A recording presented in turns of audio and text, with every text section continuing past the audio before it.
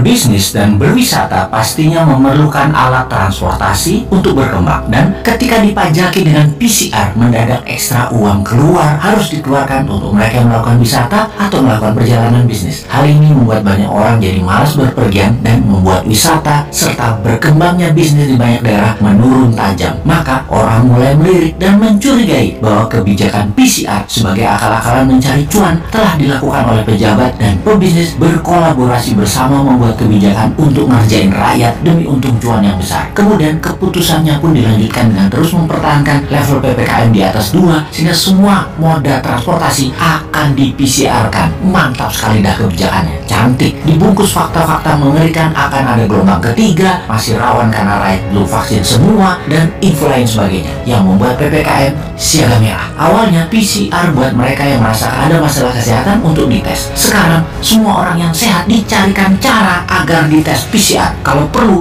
anak sekolah, penumpang ojek, naik bus, naik angkot, bajai semua harus menunjukkan hasil tes PCR. PCR menjadi kewajiban seperti vaksin. Vaksin gratis oleh pemerintah, tapi PCR bayar ke swasta yang isinya adalah perusahaan milik pejabat berkuasa yang serba bisa tersebut. Sehingga kesimpulannya adalah it's not about pandemic, it's about demand and supply. Pertama-tama kita ucapkan terima kasih kepada majalah Tempo yang secara khusus menulis artikel kongsi pencari rezeki. Sejumlah laboratorium tes PCR milik politikus dan konglomerat meraup untung saat pandemi COVID-19.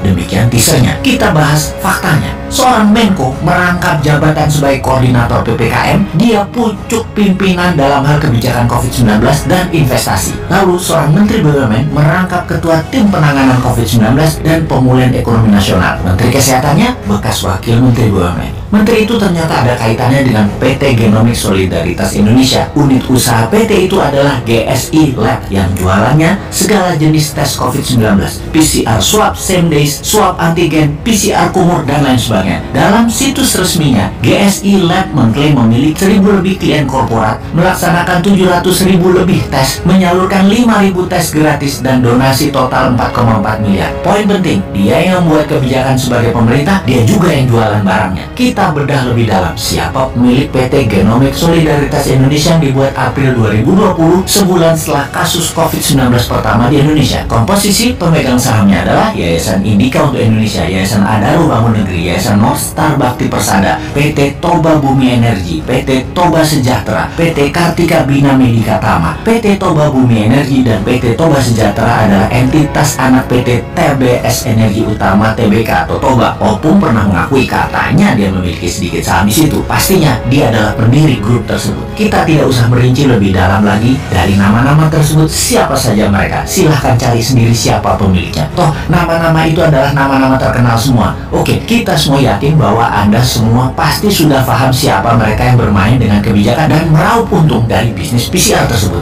Itu semua jelas bisnis. Badan hukumnya saja PT. Tujuan PT adalah satu, yaitu laba. Ingat, bukan masalah orang dilarang berbisnis, tapi lihat dulu posisi siapa yang berbisnis. Sangat tidak bermoral menjadikan jabatan publik sebagai pintu masuk untuk berbisnis, memanfaatkan masa pandemi yang menyusahkan rakyat untuk menumpuk cuan. Di sisi lain, masyarakat berusaha dijejali dengan segudang prestasi seperti Indonesia menjadi pemimpin G20 atau prestasi apapun juga agar informasi benar yang memanfaatkan jabatan dan peraturan yang memaksa rakyat jadi pasar tidak ada yang peduli dan dianggap salah. Kita kembali ke intinya. Bisnis tes PCR ini adalah skandal di pemerintahan saat ini yang sangat memalukan. Sayangnya, menyeret hal ini untuk menjadi perkara hukum sepanjang pemimpin tertingginya masih polos seperti saat ini sangatlah sulit. Jadi, ya mari kita berpikir bagaimana caranya agar kekuatan moral masyarakat tersadarkan. Bukan menganggap informasi seperti ini adalah nyinyir anti pemimpin yang sangat baik dan berprestasi tadi. Bukan, tetapi masyarakat harus sadar dan membangun kekuatan bagaimana membendung kuasa-kuasa jahat yang selalu berhasil